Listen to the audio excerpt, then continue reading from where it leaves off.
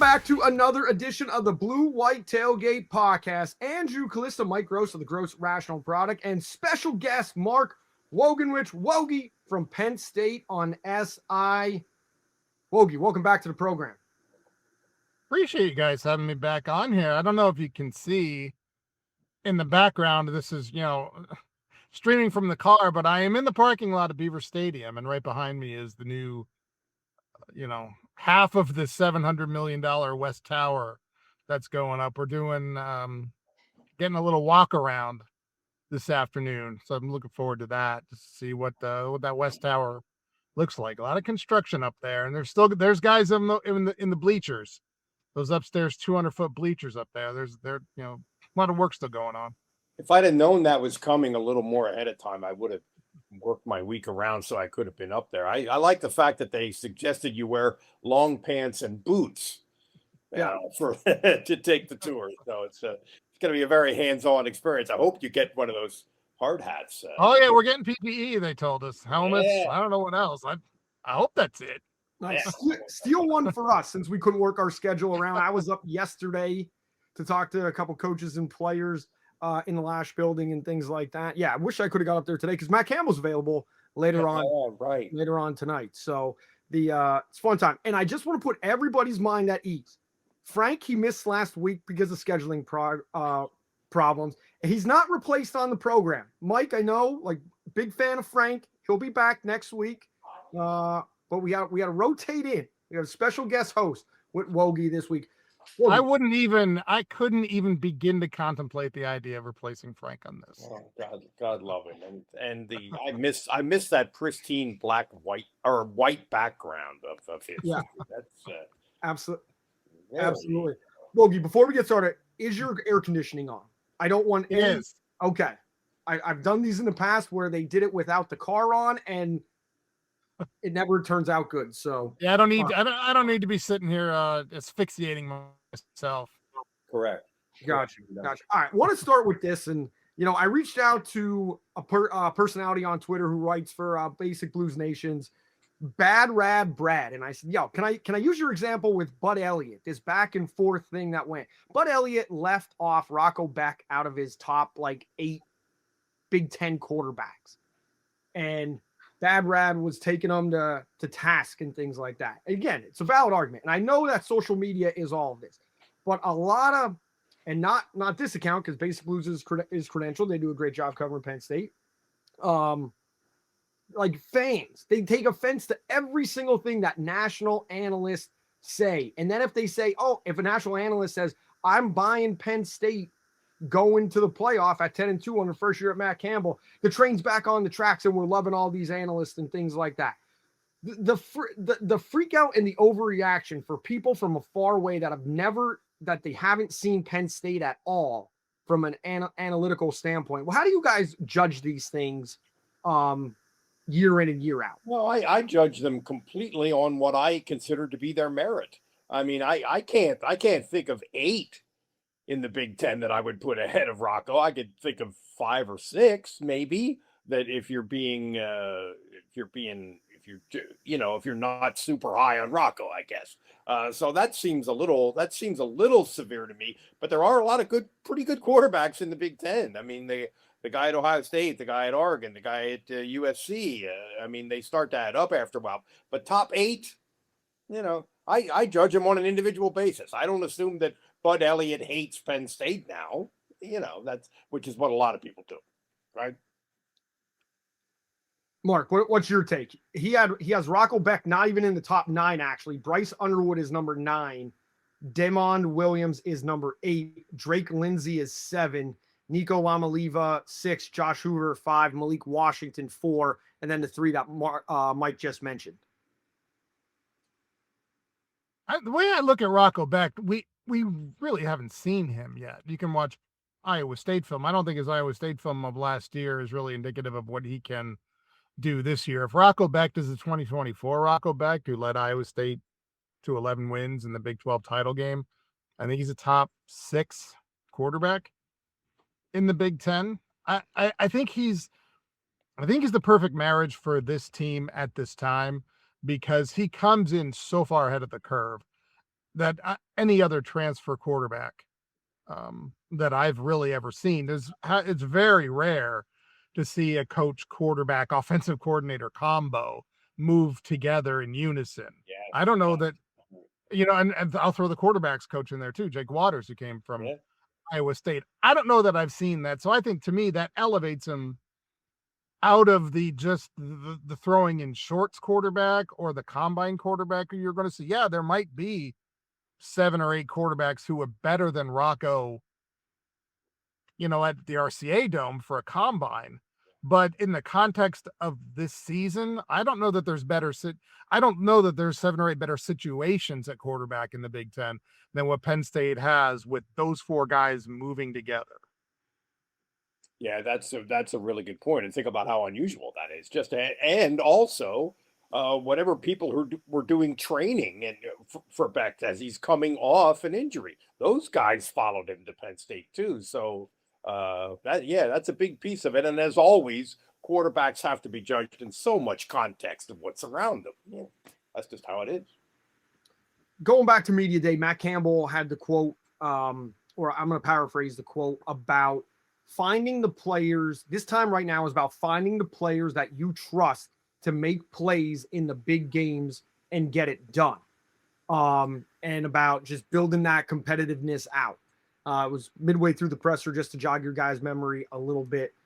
From what we've seen at practice, how have you guys noticed anything different that jumps off the page to you with regarding the competitiveness or nastiness of what we've been able to see?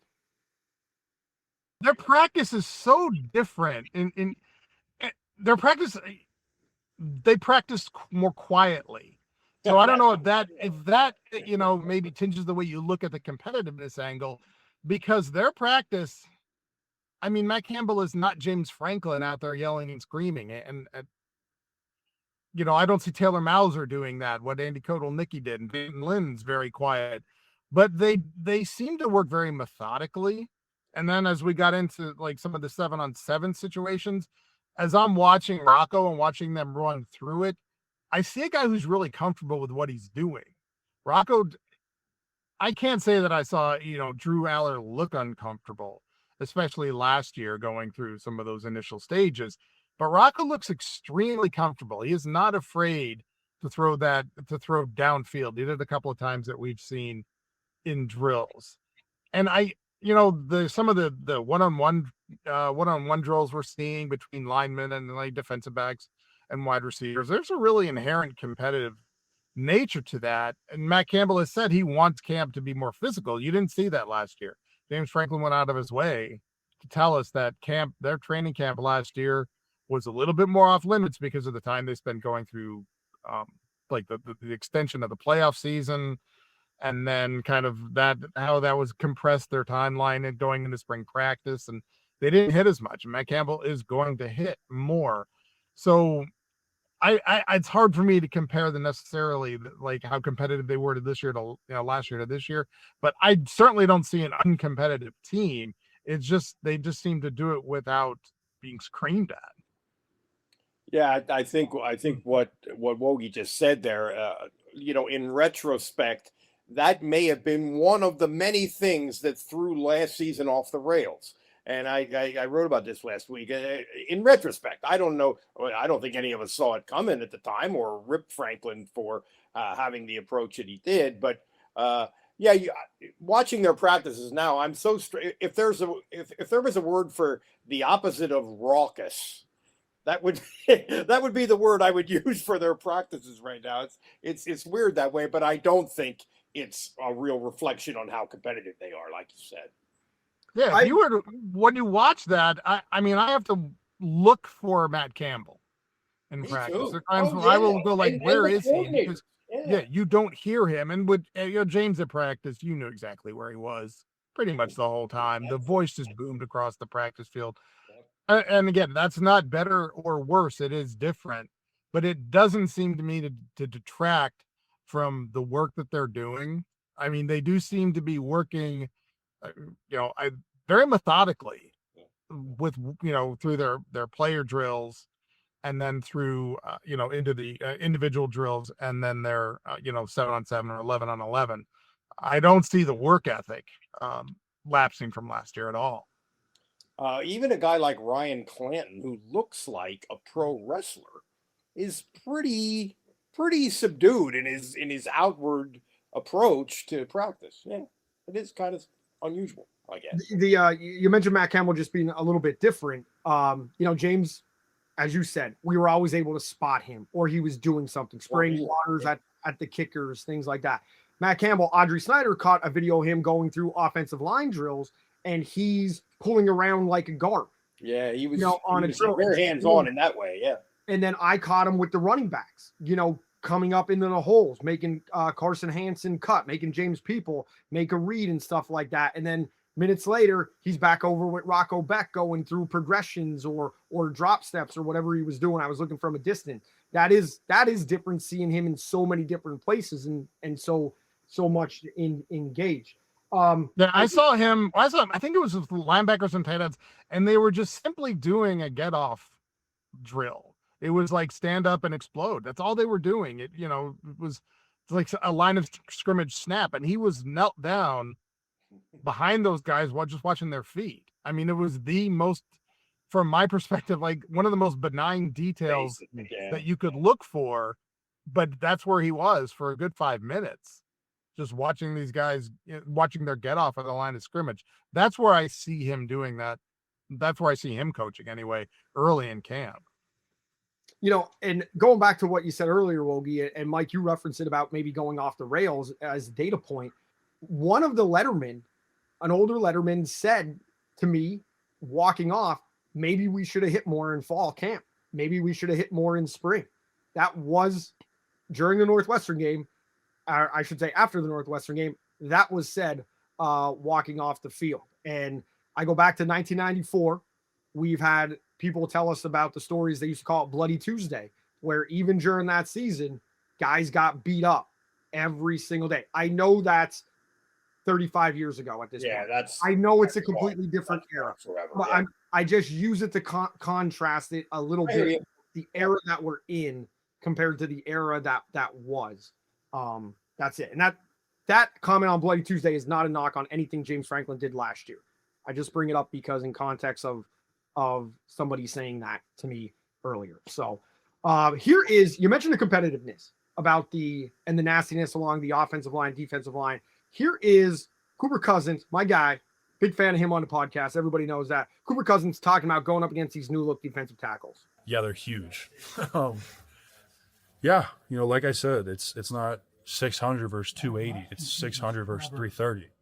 So you kind of come with more shoulders. You could hit Nate. That's okay. Yeah, I mean, well, he's coming at you. But you gotta get more aggressive. And if you don't keep your pad level down, they can wrestle with you up top. So to be honest with you, it's more about coming off the ball and being more aggressive while continuing to maintain your technique. And, a guy that's, really set the tone, Keanu Williams, who's going to be an elite defensive tackle in this conference this year.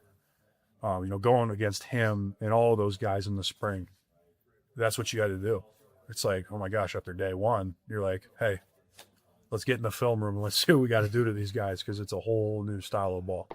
That's Cooper Cousins talking about this new look defensive tackle. And we've talked about it. Mark, you've written about it. Mike, you've written about it. The size difference that is coming in. And he was talking about, before it was 600, meaning two guards or a guard and center double teaming a defensive tackle in a gap. And now it's 600 on 300, and it's just different. How does that play into that new look about getting this offensive line that for years struggled? You expected them to put things together. They did during one run in college football playoff, but never did it consistently across a decade. Make them better for going up against these bigger teams that have bigger defensive tackles. I think everybody thinks of the Big Ten as a league where you have to run the ball and you have to be physical, and this is more of a change to Penn. This is more like a conscious change in Penn State's defense. which is a preference of D'Anton Lynn, right? Where he doesn't want the Aaron Donald model. Of course, he would take Aaron Donald if he could get him, because there aren't any of those. But and more to the, let's say, the Vince Woolfolk model of a 320-pound road grader type guy, and they've got a few of those. So that's how it's going to be. They're going to be different defensively in that way. I guess I don't know if it's harder, but it's different for sure as a challenge for the inside guys blocking them. But yeah, Keanu Williams from UCLA, the Nodum kid from Okie State, and the guy from Utah. Those three guys. I mean, I imagine two of them are going to start, and all three of them are going to play, and they're going to make a big difference, I think. Those two, that's to me is the essence of where this team is going to rise and fall. I think that's what we know least about, really, the offensive line and the defensive line. I think especially the defensive line. That I'm going to be curious to see how they mature over the non-conference schedule, because it was a very specific and very directed move in the portal to go get who they got. I mean, Mike mentioned Keanu Williams and Armstrong Nadim, Siala Tapaki, another one from UCLA. I think there's like 4 transfers that weigh 320 plus. And you didn't see him as much. And a lot of them are experienced. Like Siala Tapaki is in year 8 of college football. Keanu Williams is a 5th-year guy. Though both of them played with D'Anton Lynn 3 years ago at UCLA when D'Anton Lynn was a defensive coordinator there. So it's one of the things is there's a lot of common knowledge among those guys, and conversely, but how are they really going to react in Big Ten play? And are they a truly defensive line that can use that 330 properly to just clog up that middle and give Tony Rojas and Cooper Evil inside 12 tackles a game, or let Zion Tracy get downhill and get into a backfield, or Caleb Aiken, or whoever they're going to do. I'm still unsure about what that defensive line really truly is going to look like. I think there's components there. Some of those guys look absolutely just monstrous on that line and look like they could tear people apart, but will they? And I look at the offensive line the other way too. Brian Clanton, the coaches talked about them playing mean and nasty, which I don't know that we saw that as much last year. They seemed more technical oriented last year. And if they're going, and if that helps, if that helps as offensive linemen kind of generate that kind of propulsion and that aggression, going against the 330-pound defensive tackles, great. But I'm still curious at how those two units are going to come together, because those are the two most important units that have to come together. They've undergone really the most change on this team. Yeah, I honestly am a little higher on their offensive line, and maybe their defensive line too, that I expected to be at this point. I mean, I think getting this center from Texas State, that's kind of a wild card thing. Who it seems like he's going to be pretty good and kind of be a leader. And I think it's interesting that 2 years ago, coming out of high school, he was being recruited by Kennesaw State and Sam Houston State, and then he goes in the portal and he's being recruited by Miami and Alabama and Oklahoma and Penn State, and that tells you something. So but you're right. If those two units blow up, that has a ripple effect. Everything else blows up, kind of. So it's huge, and we'll see. I talked to Brock Riker at Media Days, and I went up to him and I got to ask you this. And he's like, I know exactly what you're going to ask. So he's been asked. I'm not named after the town. So he did he did a little sketch for me. Something out of like Saturday Night Live that I'm going to post to our YouTube page's shorts, where he's like, hey, I'm Brock Riker from Brock, Texas. I went to Brock High School. And then he kind of explained, like, I was actually born like an hour and a half away, or I lived an hour and a half away from town. And then I just we like moved in there. So he's like, you are not the first person to ask me. You will not be the last. He's like, I've answered this hundreds of times. good sport about it. But yeah, like Mike, we talked about that on the way up to media day, and about his evolution. And then when you talk about evolution, when you get into Siale Topaki, which by the way, hats off to Mark Wogenrich for nailing every single pronunciation that he did along the defensive line. There's some challenging ones on this team. I cannot do that. I just asked him, why did you come to Penn State? And you mentioned his experience. He didn't give an answer about like a freshman recruit coming to Penn State. It was in depth. I mean, this is a guy that went through the whole story about he's 10 minutes basically away from hanging up the cleats from good. And then he gets the phone call. And then all like the process is like, what's it going to be about? And then he's like, you know what? I thought about this. He's a history buff. And he's like, I've never been past, this part of the country. Let me go out there and see what it's all about. And you come here, he's like, I grew up in Oakland, California, and there's the mountains and these fields and everything. And it was a great conversation. That's going to be going up on our YouTube page as well from Media Days. But the maturity level that he had and the perspective that he had, whether he's one of the first two defensive tackles or rotating in, that's in and of itself a win for Penn State on that front when you're talking about the culture that Matt Campbell was aiming to bring in to Penn State. Well, everybody go ahead, Bob. If you watched BTN, their practice recap, I think one of the stats that, and we knew some of this, but one of the most interesting stats I think they came up with was that Penn State, in terms of returning starts, not returning starts at Penn State, but players who have started in college football, the Penn State roster is like far and away the most experienced in the Big Ten. These guys have started and played a lot of games in other places, not just at Iowa State, but in the Big Ten, in the Big 12. I mean, heck, in Division III, with Connor Berry at coming from Christopher Newport, he went and got what the team that he could afford was a really, really experienced one. Did he prioritize maybe trying to get the most high profile players out of the portal? No, might not be able to afford them either, or maybe he just didn't want to put together the cost of that, of one player when he can bring in four who have a lot of experience, who could fill a lot of roles. So I'm really curious. I really like the way he went about building this team based on experience. But and from a cultural perspective, I think it's worked really well so far in 7 months, but we won't really know until we get to that UCLA game, I think, or potentially the Northwestern game when they go out to Evanston. But we won't really know how that manifests on the field until we actually see it in action. Culture's great, but if they come out on that first month or first 6 weeks 3-3, the culture didn't really perform to I think what maybe it could have done. Yeah, I think that's right. Clearly a conscious effort on Campbell's part to get an experienced team and to sort of think about building it for this year.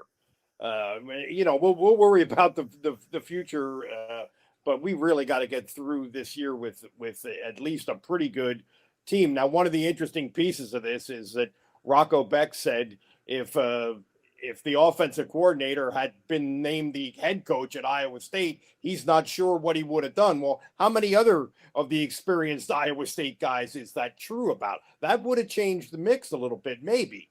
But the way it worked out, it looks right now, and particularly when you use that word culture, which everybody in football uses every other sentence, it looks like a good way to go about it.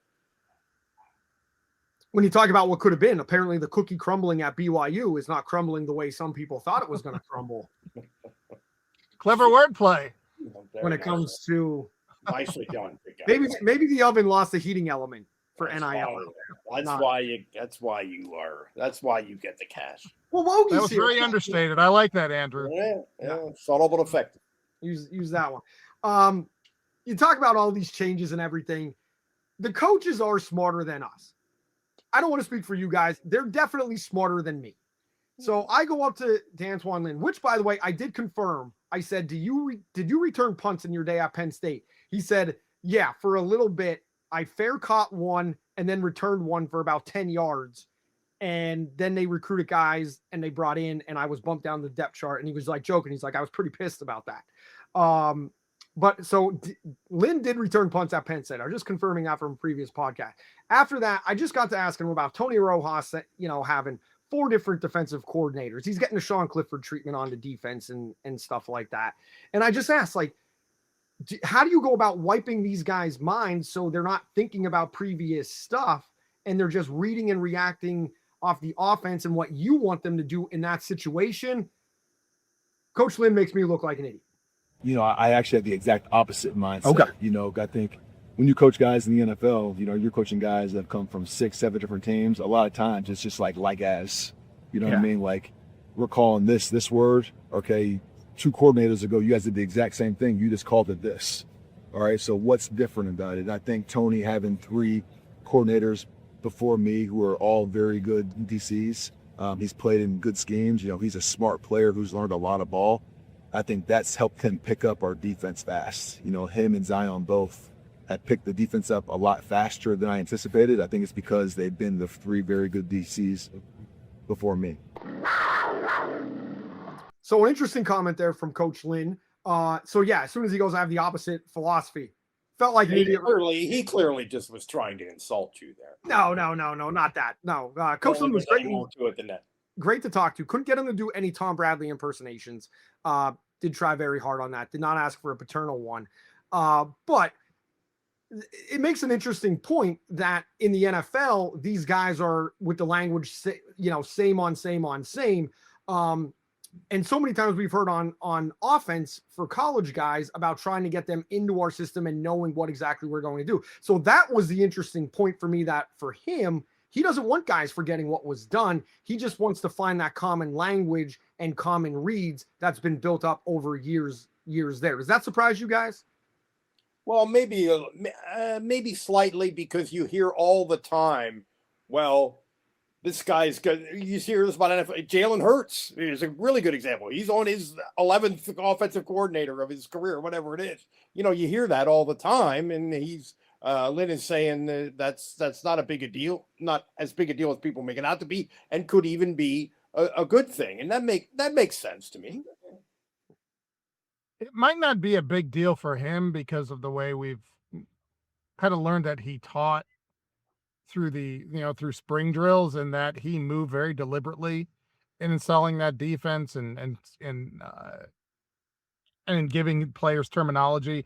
And he was very open to questions about that sort of thing. And I don't know that Penn State's defense got that last year with Jim Knowles. It just, when you hear those guys after the fact. Tony Rojas has brought this up kind of unbidden a couple of times over, the course of this offseason. He did it in Chicago again too, saying how that it's different with Danton Lynn because they're getting the information, processing it, and then not moving on until they actually have a real good foundation of what they just had been instructed to do. I think one of the things that really struck me about last year is that players were actually some defensive players were going up to watch coaching film, early in the season, with some stuff that they hadn't been doing before, because they just weren't really, they felt like they felt a little bit lost, or at least if not lost, and they had more questions than they thought they were going to have. And I don't think you're seeing that.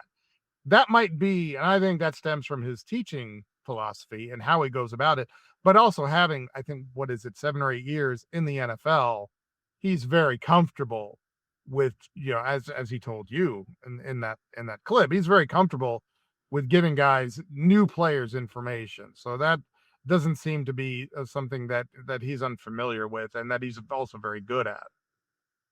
I think in general, this staff seems to me, I could be overreading things, but it seems to me like they're very methodical about, let's get it in and get it right, and then we'll move to the next thing. That's how it feels to me. That quote from Tony Rojas out in Chicago is kind of what prompted me to ask. Yeah, right. Lynn, about wiping it, just because I got the feeling from him that it's almost like we play faster under this other staff. And, that was my thought process in asking that question. But yeah, it was definitely interesting. Got one more soundbite here I want to play. and it is from Cooper Cousins again, and it's just talking about the offensive line. I don't want to backtrack. We had Cooper talking about going up against the defensive line. That's who was available yesterday, so I got Cooper just talking about more philosophy along the offensive line and what's going on in that room. You can really tell the group that you're going to have by the off season that you have, by the spring ball that you have, and by the fall camp that you have each and every single year. It's kind of cliche to say, but it's hard not to be close. It's hard not to work with 6 different other guys. The reason why this group is so close is because we're a hungry group of individuals. Whether that's a freshman that just got here or a guy in their 5th year, everybody's trying to compete to be great. And we're doing it together. And that's kind of been, the main focus in the room. Like, we win as one and we lose as one. Nobody goes down solo. Nobody wins solo. We all win and we all lose. And, when you have that mentality as an offensive line room, your ceiling's going to be really high because you need fluidity and you need to be connected in that room. And I think that's what we have this year. And I'm really excited for us to go out and show that to the country.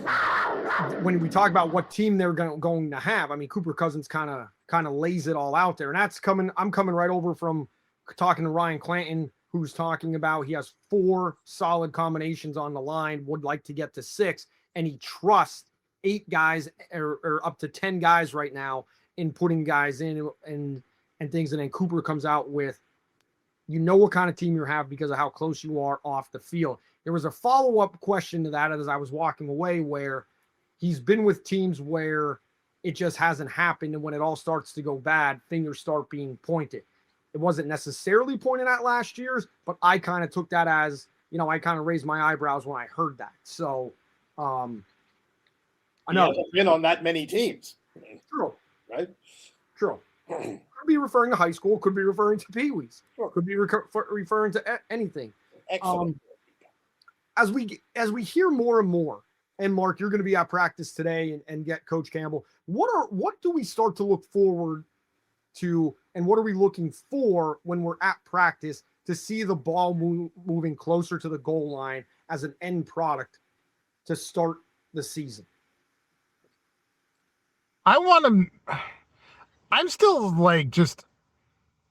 I'm very focused on the wide receivers, and that is, I think some of that is just, it's hindsight and it's recency bias from this perspective of covering this team, not having really any experience watching what Iowa State did with its receivers. And I know, and I've watched some film and I've read, the history of it.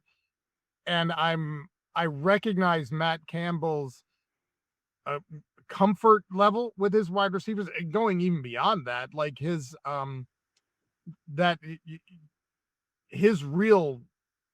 he's a lot of appeal to him about what he's constructed in that wide receivers room.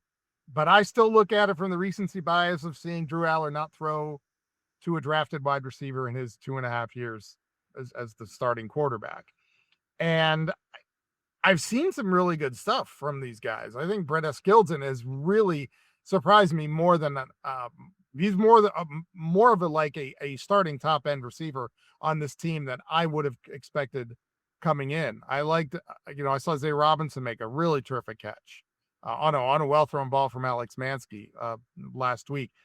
Chase Soell, I interviewed him over the spring and then talked to him again at Media Day, and he comes at this from a perspective like we talked about from the defensive tackles, is that this is his 4th school in 5 years. He's got a lot of calluses in his career. He was cut by Deion Sanders from Colorado 3 years ago. He remade himself, and he's looking at this year as his, this is his breakout opportunity on a really big stage to be, a number 1 wide receiver.